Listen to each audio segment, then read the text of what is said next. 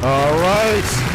Welcome to another edition of the Headline Eye. I am your host, Larry H. Gardner, and the H stands for How Do You Do? This is Primary Day, September 9th, 2025, on this nice Tuesday, nice evening. Shout out to everybody.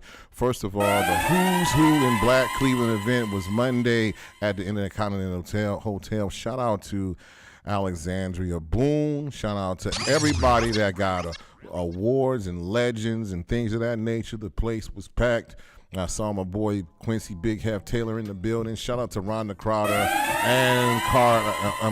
and everybody on Real Times Media for another wonderful event. I had to volunteer. The tickets were sold out. I'm like, we're talking about sponsors, PNC, Key Bank, Cleveland Browns tomorrow, and to see where we're at as far as the city council races. Judges will be on the ballot in November. If you didn't see your favorite judicial candidate, they'll be on the ballot in November. Just hold on.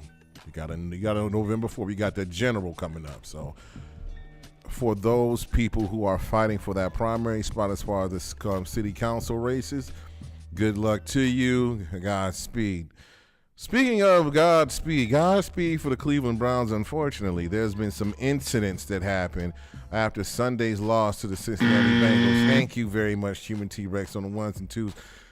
17-16. The kicker, Andrew Schmidt, whatever his name is, he probably gonna be mud. He was mud after Sunday's game, missing a game-tying field goal after a touchdown by Flacco. Also a possible game-winning field goal, pushing both wide right, and Browns fans were not happy in the home opener. But shout out, and of course the two interceptions off the tip balls didn't help neither. But lost to Buffalo in thrilling fashion to the Buffalo Bills on Sunday night. But we got an incident in Cleveland that happened. A shooting downtown near Play Bar and Grill and other establishments left 5 people injured, possibly including the shooter. Now, here's my thing. I'm just going to say this. When the Browns lose, go home. That's what I'm saying. Thank you. Go home. If you're mad, just get out. You ain't got to be mad at the Bengals fans. They celebrated the win. Listen. All right, here's the thing. In week 1, the Browns got blew out by the Dallas Cowboys. I paid money for the seats to sit close at the game. You know what I did when the Browns lost? I left. I went home. I cussed out my television. That's what I did. That's what you're supposed to do. You're not supposed to go around shooting people. You know, it doesn't make any sense. Now, Play Bar and Grill, the owner of Play Bar and Grill, said is upset because their windows were boarded up because Mayor Justin Bibb ordered that. But the thing about it is like, we can't blame the mayor for trying to protect the city. Here's the thing. If you tell on the shooter that injured people. Now, if he got injured himself, it's called karma. It is what it is. We are live on WNRV108.1.com. Derb DJs when we get on your nerves. And one thing that is getting on my nerves right about now is that we blame elected officials for trying to protect the city, but we don't blame the people that are causing these problems. Listen, we know about Trump trying to bring federal to Chicago, the armed forces to Chicago and the National Guard to other places. Do you want him to come here? Calm down with all the shots. Go. T-Rex said it best. Go take your behinds home. Don't sit there and be like, oh, man, I'm going to shoot. No, go home or something like that. Just go home, man. All right, so investigating that. Hopefully everybody's going to be all right. So you got to decide on the people that you want to be on your city council. Early voting has started. Today is the day to find out.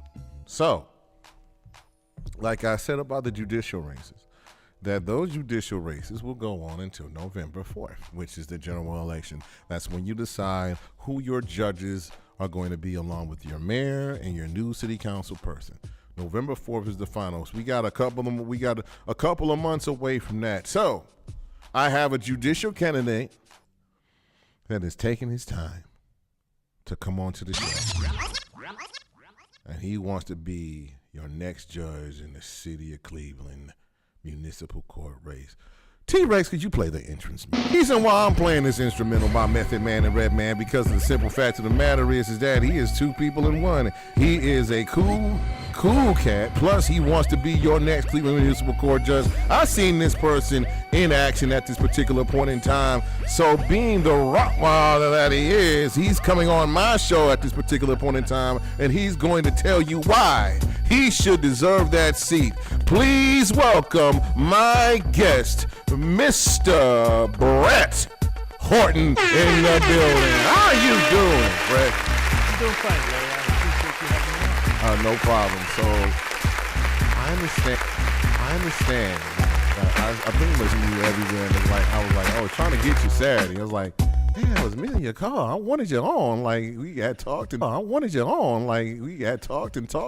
and everything else. So, but first of all, why do you want to be in the municipal court? Well, Larry, my passion is my parents taught me to think about from a community perspective as opposed to an individual perspective. I have deep roots in the city of Cleveland. I was born here. I care about what happens here and its citizens. I just believe as a community we can do better, much better.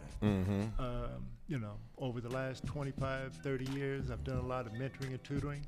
I've seen when you give people some positivity, inject some positivity in people's life, that could have an impact. I also see some of the issues which face some of our citizens. So, this past election back in November, I guess I was more than frustrated with the result. Okay. And, there was a lot of discussion about democracy and how does democracy die? And, the answer more or less was when good people stand idly by and do nothing. So I had to self-reflect. I mean, I can't just complain about how things are. I have to try to step up and be part of the change. So I talked to a few friends of mine who are judges. My question to them was, do you feel you can impact the lives of the people who come before you? The answer was yes. So I decided to throw my head in the ring. Okay. So you said you threw your head into the ring. When did you start campaigning? Would have probably been sometime in early February. Okay. And what credentials do you have as far as being judge? How long have you been an attorney, and which side of the law you been an attorney on? You been a prosecutor or a defense attorney? Well, I've been an attorney in the law. I've been in and out of courtrooms for over 30 years, so I am confident that whatever issues would come before me in the Cleveland Municipal Court, that I will be able to address. Okay. You have your own private practice, or you work for a firm? I have my own practice. I practice with my father and my brother. My father used to practice law with George Ford's. I think they were like maybe the first African-American law firm in the city. So, I've always kind of been taught more from an entrepreneurial point of view as opposed to working for others. That's what I observed growing up. And I wanted to have the flexibility to, kind of live the life that I wanted to live, represent the people that I want to represent for causes that I believe in. So, yeah. So me and my father are based here in Cleveland. My brother, Earl Horton III, is based in D.C. Horton III is based in D.C. and some other attorneys as well. And the first one of the first African American law firms here in Cleveland, or just one of many? Well, I think at that point it was what was it? Rogers, Horton, and Ford's. So pretty much you studied under George Forbes, who ran for mayor for the city of Cleveland, longtime councilman, one of the toughest men around. So what did you learn from George by observing him?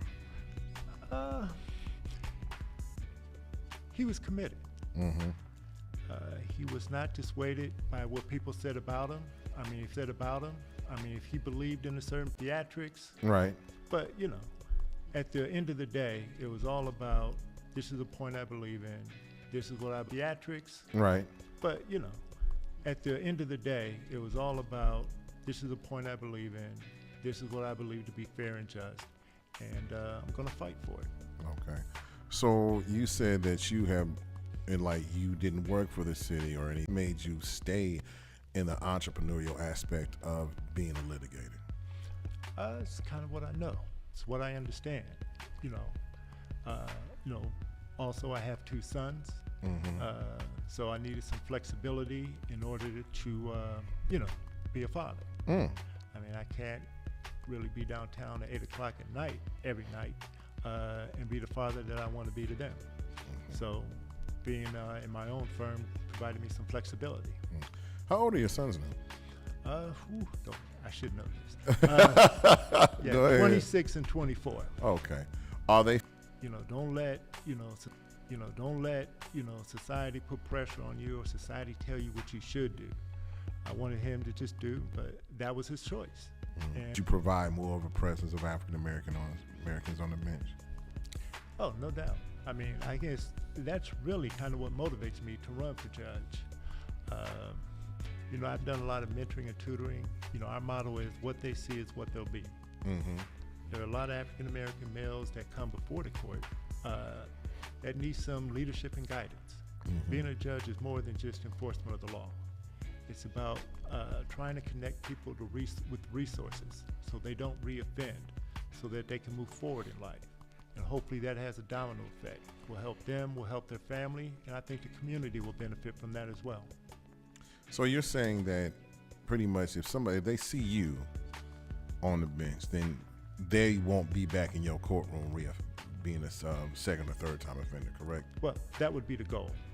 But one thing I can guarantee is that if they come before me, that they'll be treated with dignity and respect, and the law will be applied fairly to them.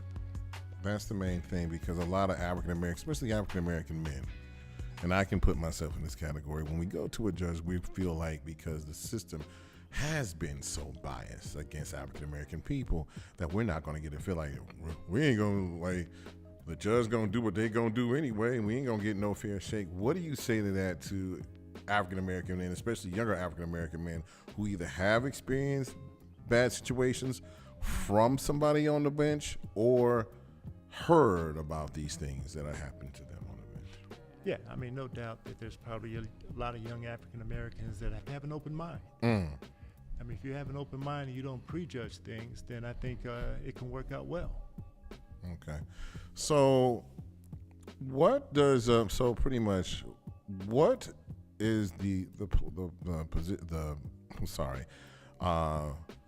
seat you're running for? Does that have what does that handle? Does that handle misdemeanors, felonies, combination of both, civil, criminal? What does it handle?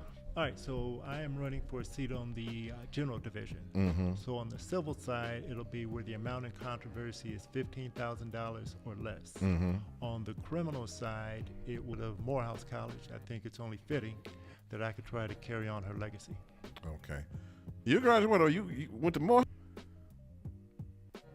I think the best thing about Morehouse is you're in an environment where you can find yourself, where you can be comfortable in your own skin, where you don't deal with maybe some of the pressures that society tries to throw on, you know, African American men specifically.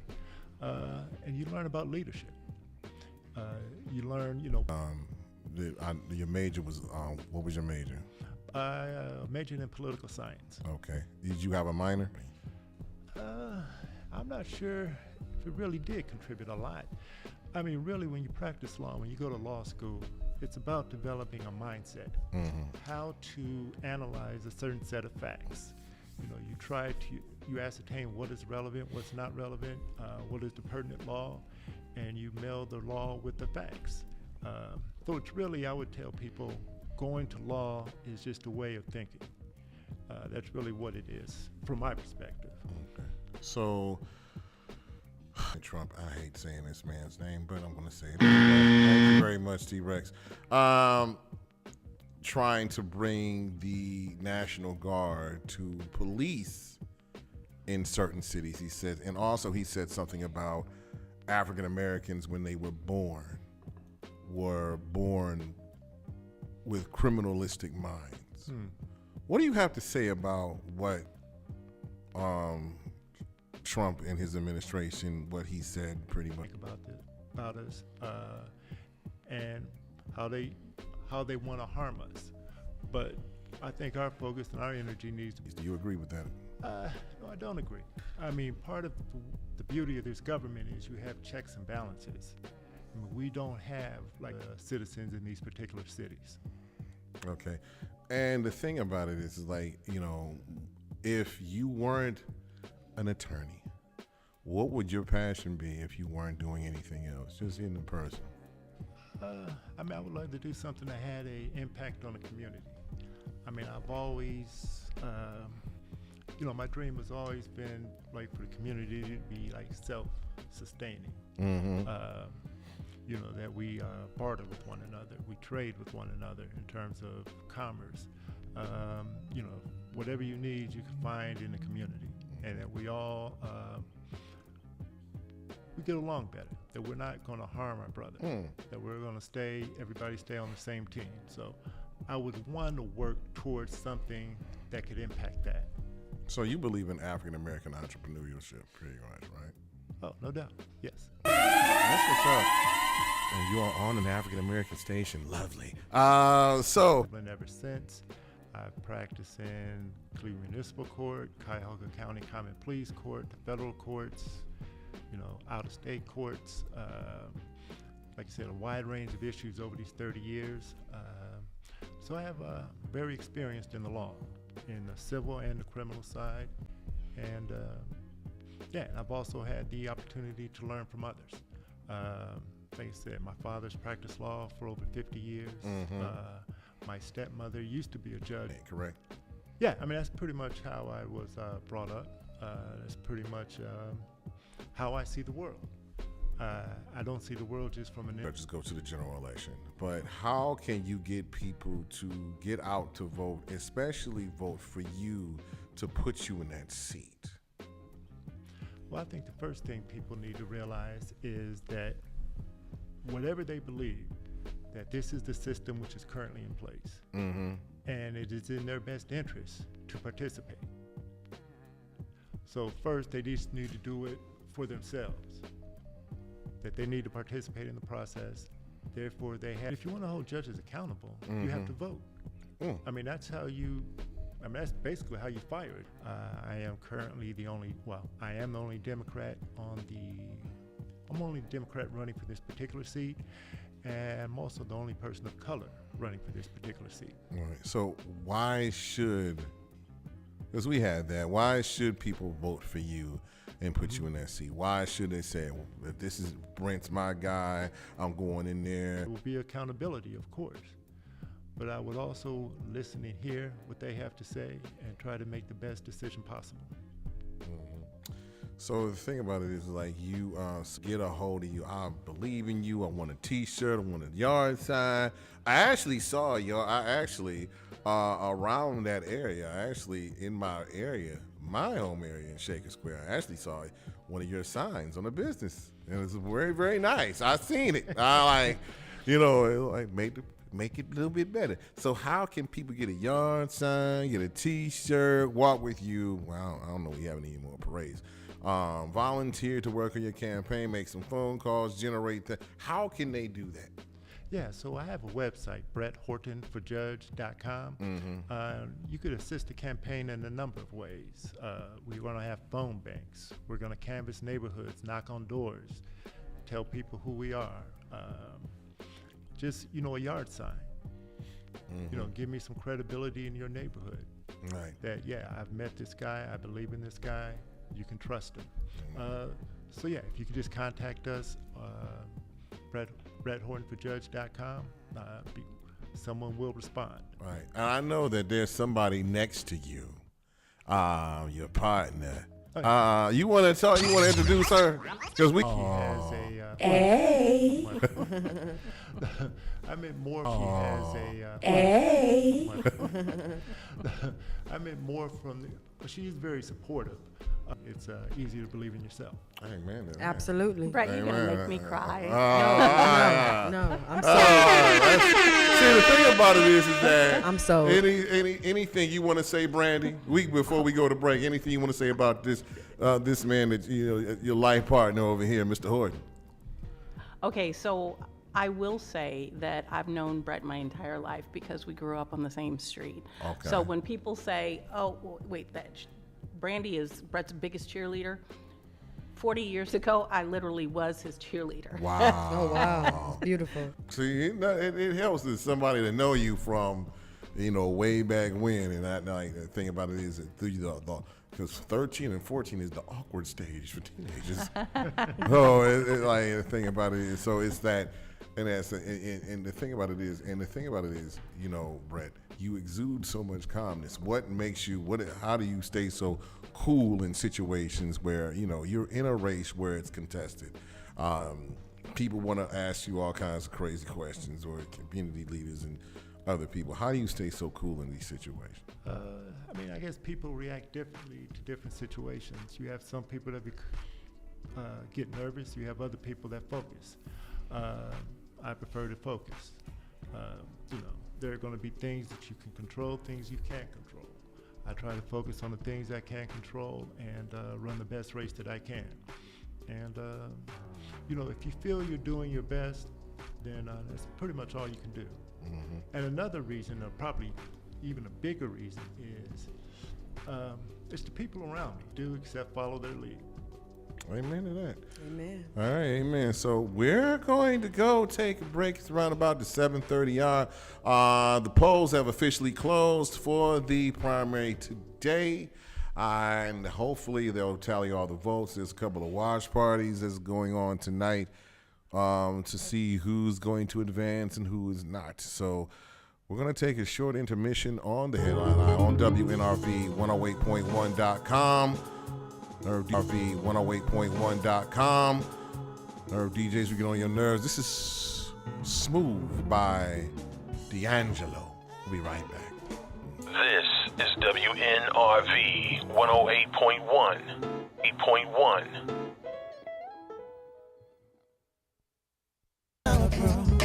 But I can never seem to keep my control. I can't stand to take things so slow. Ooh, look at you, yeah, you're so smooth. Oh, when I'm around you, I can keep my. Oh, when I want it, and when I want it. When you feel that I'm experienced, so inexperienced. Oh, hey baby, I'm delirious. Ooh, look at you, babe, you're so smooth. Oh, hey, yeah, oh, look at you, you're so smooth. Oh, you're so smooth. Yeah,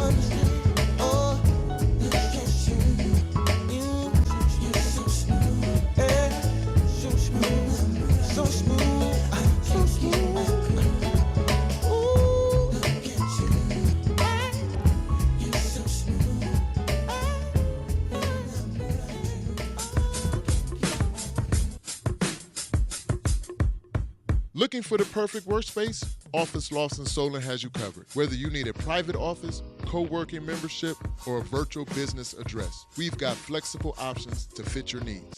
Check out our 2 spring promos. Enjoy free co-working Fridays and no deposit on private office rentals. We also offer month-to-month leasing for your ultimate flexibility. Visit office-lofts.com or call 216-230-9258 to lock in your space now. Office Lofts, where productivity meets flexibility.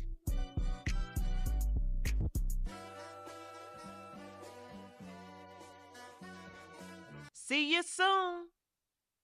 This is WNRV 108.1. Hey y'all, this is Catherine Danielle, and I'm checking in with Headline Eye on WNRV 108.1. What do you get when you take 2 witty nerds and 2 of the best pair of hands since Techniques 1200s? Or better yet, Grandma's fried chicken, macaroni and cheese, and greens on Sunday after church. Hallelujah! Then for dessert, the dopest blend of classic R&B and hip-hop joints all whipped up in one big sexy mixing bowl. You know what you get? The Party and Bull Show. That's right. Heard 7 days a week. Make sure you check your station for days and times. It ain't what you used to, and it's better than what you thought. It's the most unprepared show on the planet. You never know what we gonna say or who's gonna stop by. It's the Party and Bull Show with Dave Tolliver, Tiffany Nicole, DJ Cochise, and DJ Deuce, aka the Final Four. Turn it up in the whip, turn it up loud on Saturday while you cleaning. We the best, and I ain't talking about DJ Khaled. We up and we on. Check your stations for days and times. Party and Bull-ish, cause everybody loves a party, and Bull-ish ain't always bad. Holla, yeah man. What's up? It's your girl, Arthur Ivy Lee. Tune into the Headline Eye on WNRV 108.1.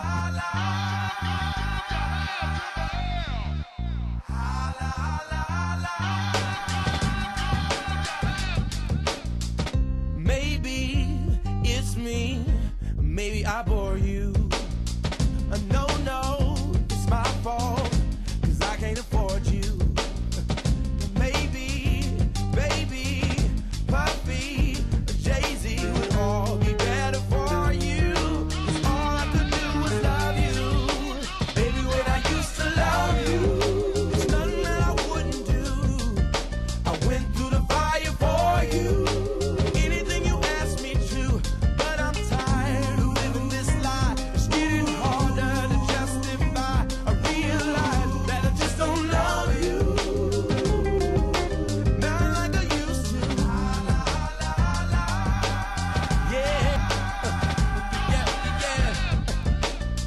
Now maybe I should rob somebody so we could build like Whitney and Bobby. It's probably my fault, my bad, my loss that you are above, cause all I can do is love you. Baby, when I used to love you, there's nothing that I wouldn't do. I went through the fire for you. Anything you asked me to, but I'm tired of living this lie. It's getting harder. All right, we're back. That is John. I love him. I don't want to be a singer, but I'm laughing at me.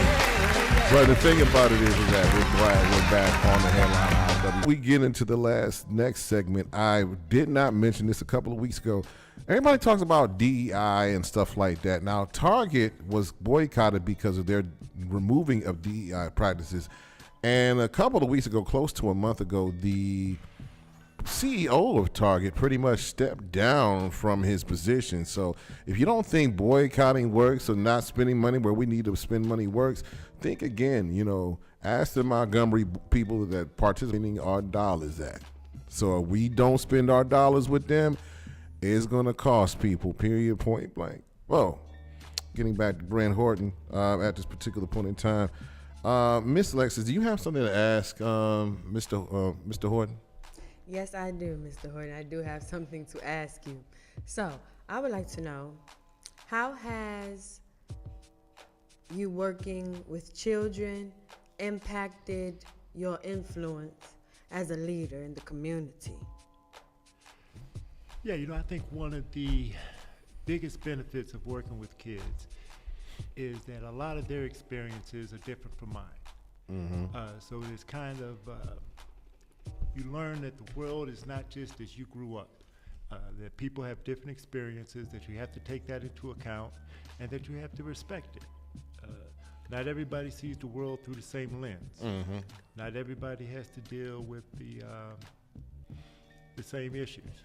I mean, like I tell people, a lot of these kids deal with things that not only did I not deal with as a kid, they deal with things that probably won't deal with in my life.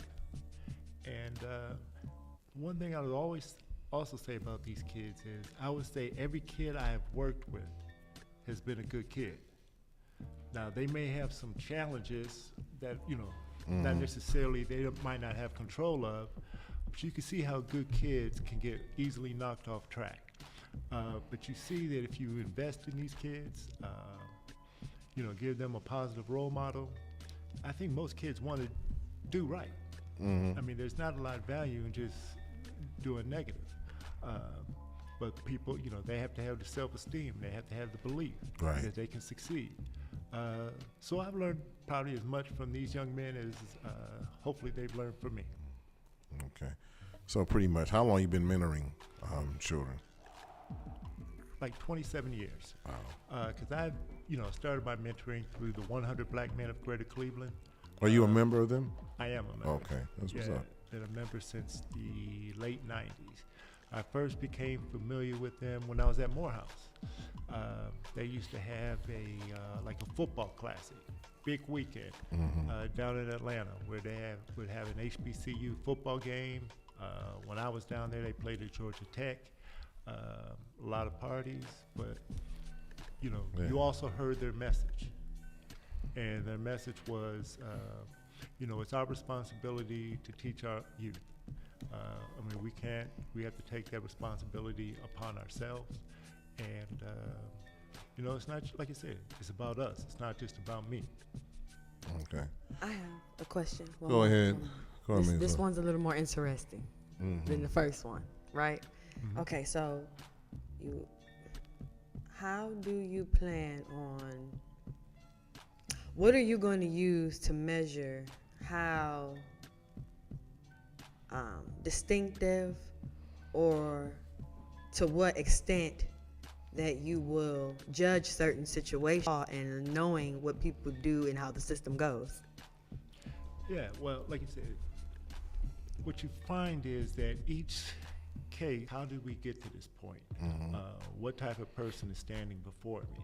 Are there some resources I can direct to him or her that might assist them in moving forward in life? What hope to do and hope to accomplish is, I don't want to see people that come before the court be repeat offenders. Right. So even if you have a case, and regardless of how that case turns out, I want to be able to give people resources, or at least, give them an opportunity to move forward. No one benefits when people are stuck in the criminal justice system. Right. And I think we all would benefit, if people are living productive lives. Right. So the thing about it is, like, will you be in charge of a mental health docket or another docket, or just you, or do you know that? No, I don't know that. The municipal court does have several specialized dockets. There's a mental health docket. There's a drug court. There's the veterans court. I guess if I am elected, I'd be the new guy on the block, and I'll probably have to do as I'm told. But the reason I am really interested in being a Cleveland Municipal Court judge as opposed to Cuyahoga County Common Pleas, which I have a lot of respect for, is I want to try to intervene in people's life at this stage.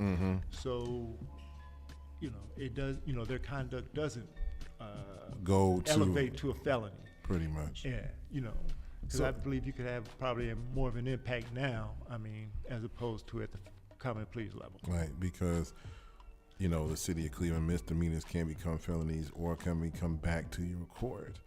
And you can prevent somebody from going down the wrong path if you just give them a break. Is that what you're saying, sir?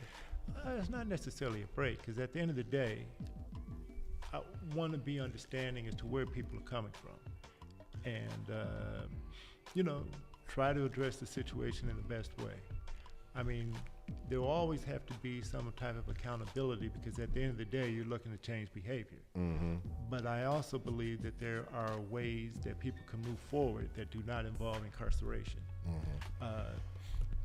One of the things that I really want to do is if we can have, give people resources that can address the root problems. What has really caused you to be downtown in the criminal justice system? Right. Is there anything that we can do so you don't come back down here and live a positive life? So speaking of positive life and also bail those who are locked up. I think right now September 1st was, or September 2nd of this year is that Ohio ended, or somebody is supposed to end cashless bail. I think it was an executive order or something like that. How do you feel about bail and bail reform for people who really can't afford it? They're locked up, they have a job, they barely paying the bills as it is, but then they get hit with this, and it's like there's X amount of money to bail me out, and nobody has it. Yeah, well, when you look at bail, I mean, if you look historically, bail was basically something to protect the community. Is someone is the community in danger if this guy is released? And sometimes it's about, people having a little skin in the game, so they'll come back and make court appearances. The purpose of bail is not for people to be locked up just because they don't have the financial means. Right. I mean, that's not the purpose of bail. One is considered presumed innocent at that point. So I would like, I know the court is working on some issues, working on some measures to try to address that issue. Okay, I understand that. The thing about it is what do you think about bail itself? To me, it's mostly to protect the community. Now, is this person a danger to the community? If we're talking about nonviolent offenses, especially if it doesn't involve other people, I think a lot of consideration should be, given to not releasing people, but I don't believe in incarcerating people who do not pose a threat to the community just because they don't have the financial means. Okay, that's what I pretty much was getting at. So you got so the thing about it is when you're elected, what does your first 30 days on the bench look like? I believe in learning. Learn from my peers, see how they do it. So yeah, those are the things I'll be hardworking, and they might not agree with my decision, but I will hope that they will know that they've been treated fairly. Okay. So the thing about it is I'm going to ask this question, and it's been on my mind, and I'm glad that you're here. So there's always been this rumor in the courtroom that if somebody attacks the judge or verbally, abusive, or, just they come in like a defendant saying, blip, blip, blip, blip, saying all kinds of stuff, and the judge gets upset. And then the judge takes it out on the next person. If he gets takes it on the next person. Is that how would you combat that? Just say that somebody just came at you all sideways. How would you deal with the next person that comes up after that? And they don't want to. They're already afraid. They probably only got a traffic ticket or something like that. They're already afraid. How do you, and somebody came to you all sideways and then you had to send them in contempt or do whatever you had to do. How do you combat the next person? How would you do that? Yeah, handle that? Like we talked about earlier, every case has to be treated on its own. Like I said, the most important people in a courtroom are the people who stand before you. Right. These people, like I said, they might be nervous, scared. You don't know exactly what they have on the line. So really, to make sure that they get justice is the priority. Right. The fact It is like there's been a lot of people have attacked people. There have been judicial punishments for judges that have done that. We've seen that, especially in the city of Cleveland. It's across the country, period. So how would you avoid those penalties when you're elected to the bench? It's just about maintaining discipline. I mean, you never lose track of the fact of why you are there. And like I said, you are there to administer justice. You're not there to punish someone for someone else's wrongdoings. So I would just say it's discipline. If you really understand why you are there. Being a judge is a position of service. I mean, when you go to it's literally the people who stand before you to some degree are your boss. I mean, you're there to serve them. So just keep all that in mind and try to keep a level head and try to administer justice fairly. Okay. So, Ms. Lexis, do you have anything to ask on prestige judicial candidate? Yes, I do. So, this is interesting, right? Go ahead. As far as judges and their relationship with the lawyers, okay? So, obviously, if you already have had an extenuous career in law, you do already have those type of relationships and connections. So, with you having those connections, do you feel like it gives you more confidence and more leverage in certain political situations in the position that you are seeking to gain?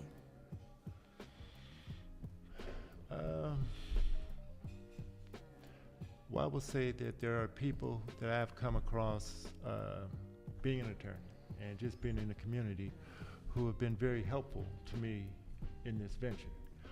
Like I said, I always try to keep an open mind. I always try to learn. So I have learned from a lot of people that have been involved in this type of process. In terms of, if someone came before me in the court, I mean, at the end of the day, I was taught when I was very, very young that friends don't ask people to do things that will get them in trouble. Okay. So if this is my friend, I think he would be fine with me administering justice in a fair and impartial way. So no favors like, yeah, you scratch my back, I scratch yours. Well, like I said, the most important people, it's not me, it's not the attorneys. The most important people in the courtroom are the people, it's their lives that are going to be affected. And people want to be treated fairly. So I am committed to trying to treat everybody fair, impartial, and so no, there wouldn't be any, you do me one, I'll do you. Exactly. Okay, so that keeps you from the Judicial Review Board, by the way. Yeah. But at the end of the day, it comes down to one's, like moral compass. Right. That's not something that I would be comfortable doing. Right.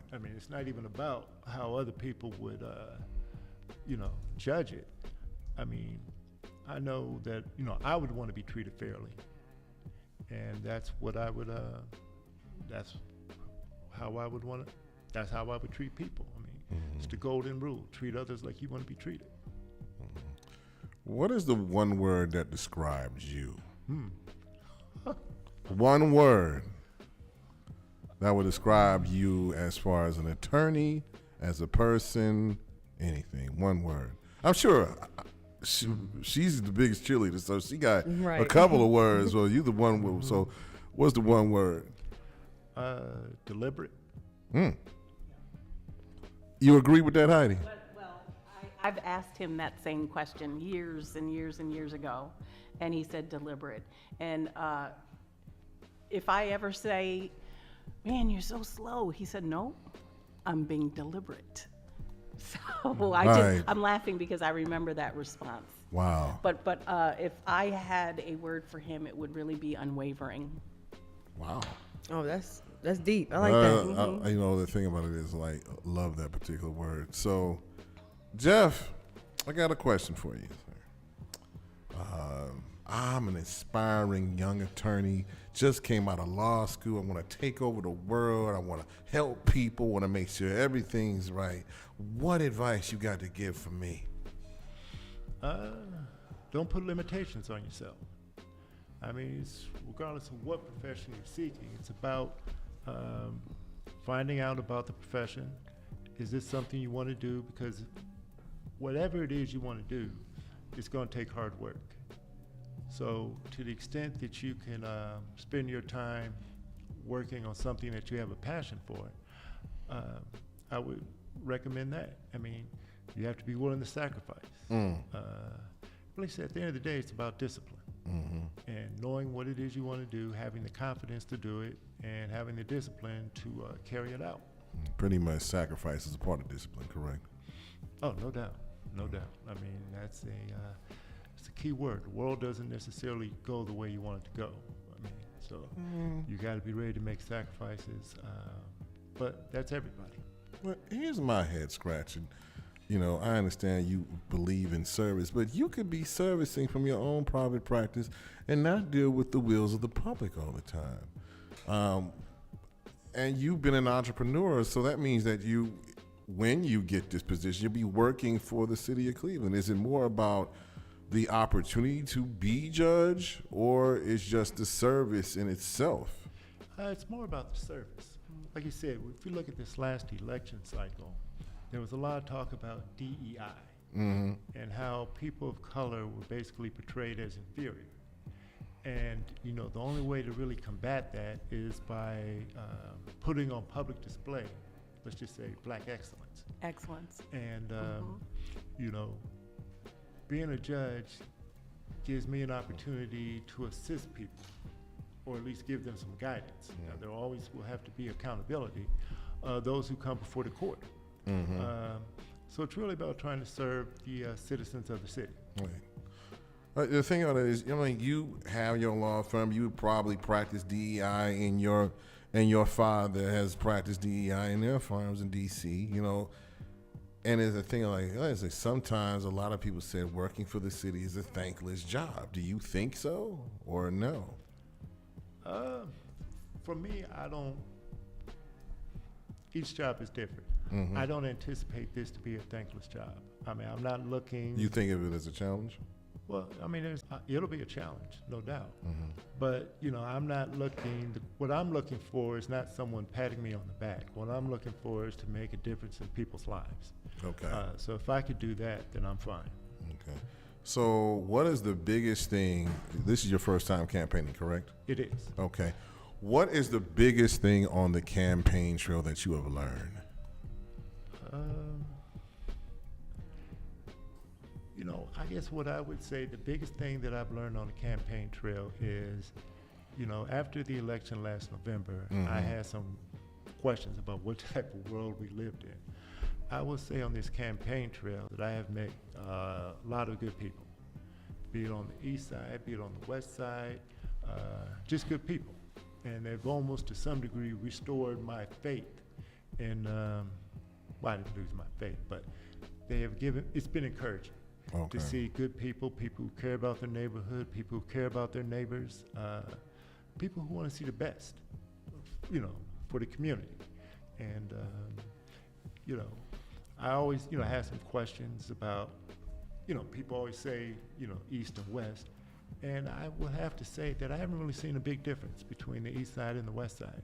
What I see are people who respect themselves, respect their community, and want to see the community move forward. Okay. So, I have a question. Go ahead. Now, you did mention that your main purpose with doing the position is for the service. correct. Now, my question about that is, interestingly, because that is a good reason to do it, I would say, especially coming from your own business. What do you think would be the biggest changes that you can provide through your service that address some of the issues that go with the relationship between the inmates, the judges, the family members, and the lawyers. It's like a connection, and sometimes there's issues. So how do you think you can help that as a judge in that seat with, how you interact with the public? Yeah, well, I mean, like I said, the first thing that one has to take into consideration is that everyone's situation might be a little bit different. And you have to try to take the time to understand what are the relevant factors in this particular situation and how can this issue be resolved.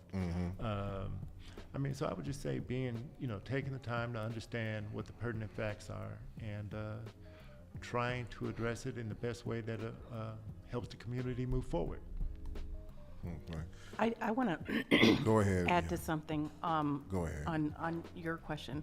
I think what also makes Brett unique with the people who are running for that same seat is the fact that he knows the community. Whereas, you have a few people who are, not from the community, Right, not from the city, right. not from, but I know he can't say it. I know you can. Now, thank you for adding that, because that's what I was looking for. See, Yeah. we need a woman's touch in everything. We need it because we pay attention to the little things, right? That's what I was looking I for. think that's very important. Yeah, what is unique about him as an individual to put that touch on what he's trying to change. Well, besides, he's the only African American man and endorsed Democrat in this particular judicial race. So that would be one of those things. But the thing about it is, what side of town did you grow up on? East side. What part of the east side? East side. Like I said, when my brother was born, and there's like 3 years in between us, we moved from the city to Cleveland Heights. Okay. So I've grown up in Cleveland Heights, pretty much my whole life. So from Cleveland Heights, went to parochial schools, went to high school at Benedictine High School. From there, Morehouse College. Came back, went to school at Case. Did you do any extracurricular activities like sports or anything? In high school, I played basketball. Hey, I could see you trying to dunk on me. Ain't happening, bro. All right, so what position in the basketball? You remember? Well, it's funny that you would mention that. Right now, it's the food and the steroids in it, fortunately. So you would be like, so you would have been like, in your day, would have been like a Richard Jefferson or something like that, right? Yeah, I always, my favorite basketball player, growing up was Magic Johnson. And the reason I like Magic Johnson was because he was not, with him, it wasn't about scoring. Mm-hmm. It was about making the team better. Right. Everybody wants to shoot, but not everybody wants to play defense. Not everybody will make the right pass. But those are things that have to be done in order to win. And at the end of the day, it's a team game, and it's about winning. So I've always looked to try to do whatever it is it took, to win. Sometimes you have to do the dirty stuff, the things that not play dirty, but the things which are not glamorous. Right, like rebound, defense, and everything else like that. Yep. So you pretty much when you're elected, you will make the whole municipal court a better team than it already has been. Correct? Well, that would be my hope. Okay. And just to correct one thing. So I am the only Democrat in the race. There will be an executive committee meeting on the 20th of this month, and at that point in time, I will be up for the endorsement. Okay, that's what's Excellent. up. Amen to that. So but you're the only Democrat in the race, correct? That is correct. Okay. So the thing is that you are, and you don't mind saying, because there's been a lot of knives that have been thrown at the Democratic Party. What do you have to say about that? At the end of the day, everybody has to stand on their own, actions. So at the end of the day, yes, I'm a Democrat, but I would expect to be graded or judged on how I live my life. I think sometimes people have a short memory. I think we need to understand some of the benefits that have happened because of the Democratic Party. And we need to understand what it is the government can do and what the government cannot do. And like I said, the Democratic Party, the right to vote, Right. which is key. I know you brought that up earlier, but I just want to touch on that again. Go ahead. I always tell people that when I go to vote, I've never gone to vote where I was worried about a dog jumping on me. Right. I was worried about some policeman hitting me over the head with a baton. I was worried about getting hosed down. And you see the sacrifices that people made. Like I said, no one gets to where they are in life just, without some type of help and assistance, even if it's just looking at, someone as a role model. Right.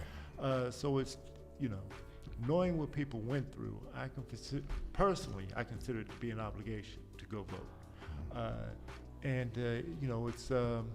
It's unfortunate that sometimes, you have some people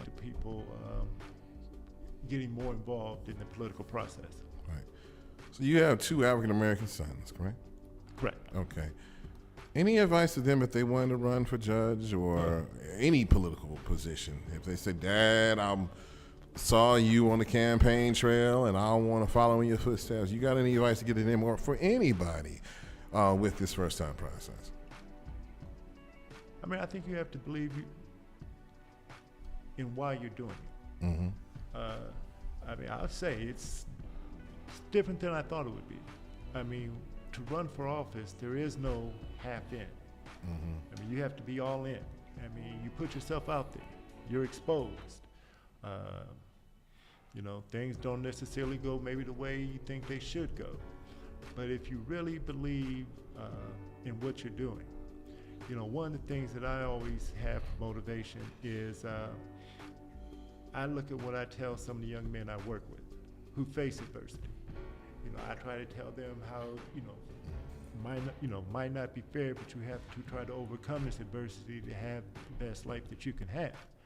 And if I'm telling them that, then I have to kind of lead from the front and live the life that I'm talking about. So I would just say, it's a lot more to it than I thought. But you have to, if you really believe in why you're doing it, then you'll make the sacrifices and you'll have the stamina to finish. Okay. So before we leave out of here a little bit after 8 o'clock the hour, I'm sure that everybody's going to the watch parties and stuff like that, watching the primaries to see how they're going to go. There's a lot of stuff on the line tonight. Mm-hmm. Before we leave here tonight, what is the one thing that you have to say to the people that are undecided or on the fence about Jeff Horton for judge? What do you got to say to them?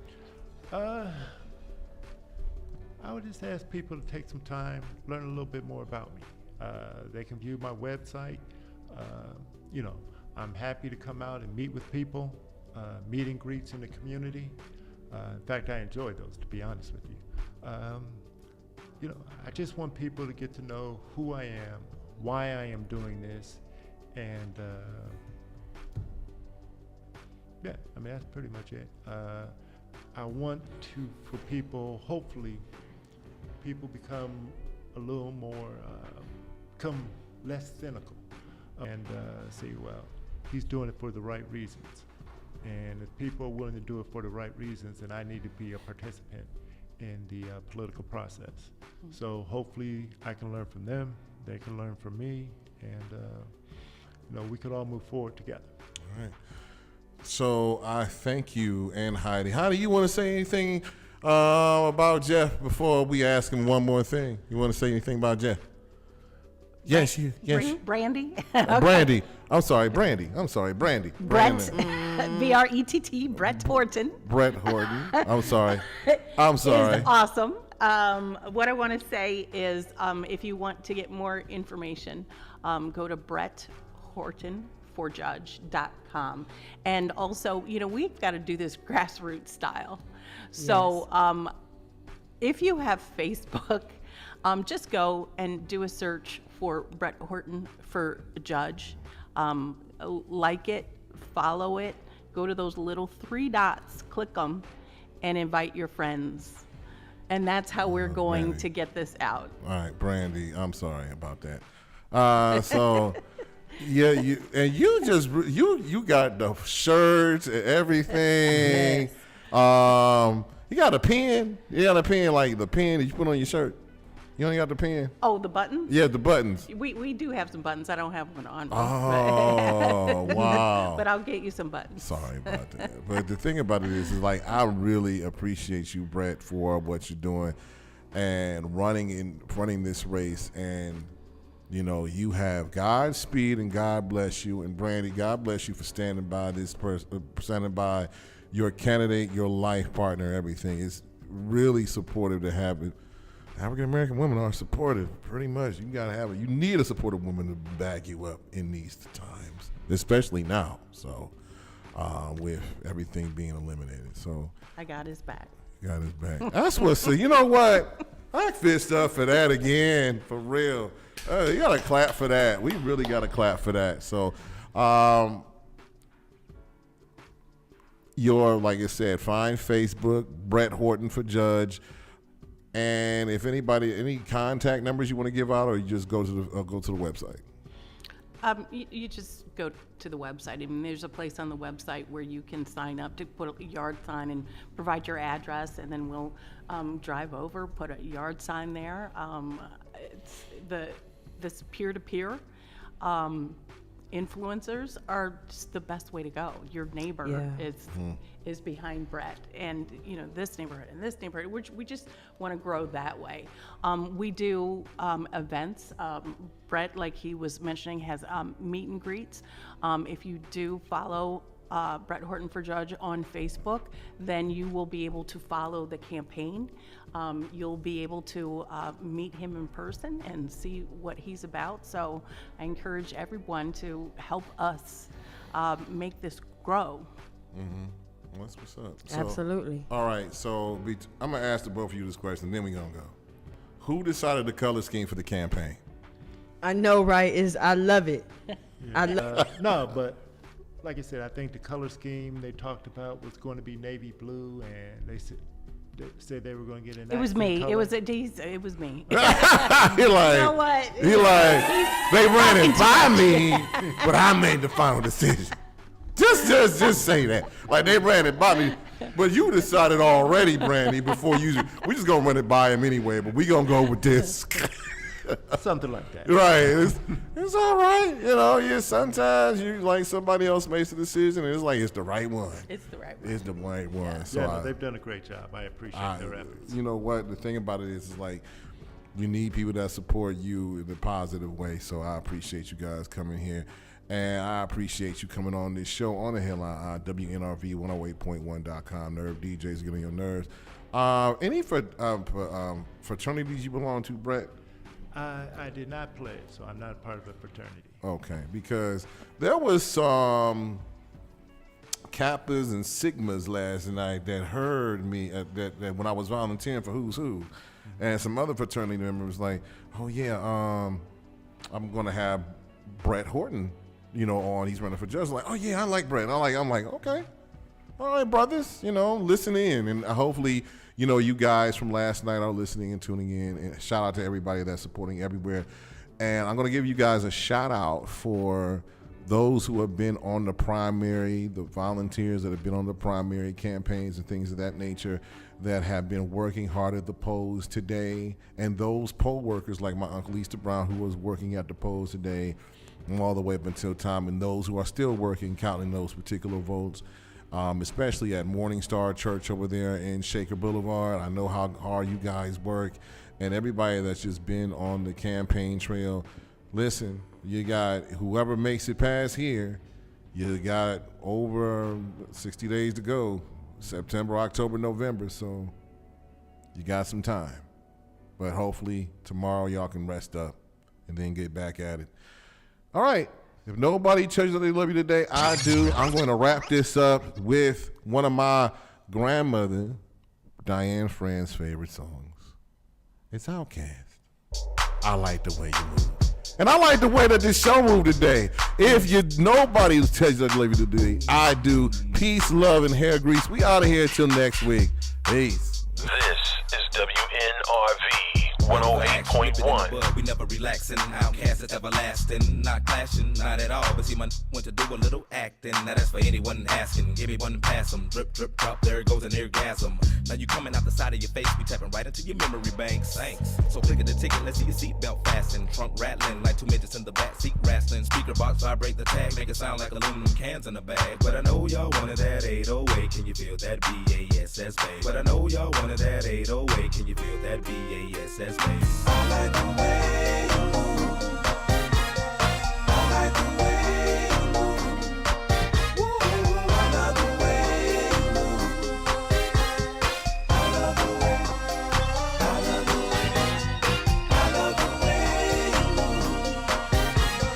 I love the way you move. Woo, I love the way you move.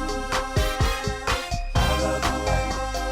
I love the way. The whole room fell silent. The girls all paused with glee. Turning left, turning right, thought they looking at me. But I was looking at them, there on the dance floor. Now they got me in the middle, feeling like a man. Especially the big girl. Big girls need love too, no discrimination, dear squirrel. So keep your hands off my cheeks. Let me study how you ride the beat, you big freak. Skinny, slim women got the so within them. You can them, lift them, bend them, give them something to remember. Hell out timber when you fall through the chop shop. Take a deep breath and exhale. Your ex-girlfriend, boyfriend was boring as hell. But let me listen to the story you tell. And we can make moves like a person in jail. On the low. I like the way you move. I like the way you move. Woo, I love the way you move. I love the way. I love the way. I love the way you move. I love the way you move. Woo, I love the way you move. I love the way. I love the way. Hey, baby, girl, don't you stop it. Come on, lady, dance all around me. You're so fine, so fine, so fine. Driving me out of my mind. Oh, baby, if I could, I would just be with you, baby. Ooh, 'cause you love me and excite me. And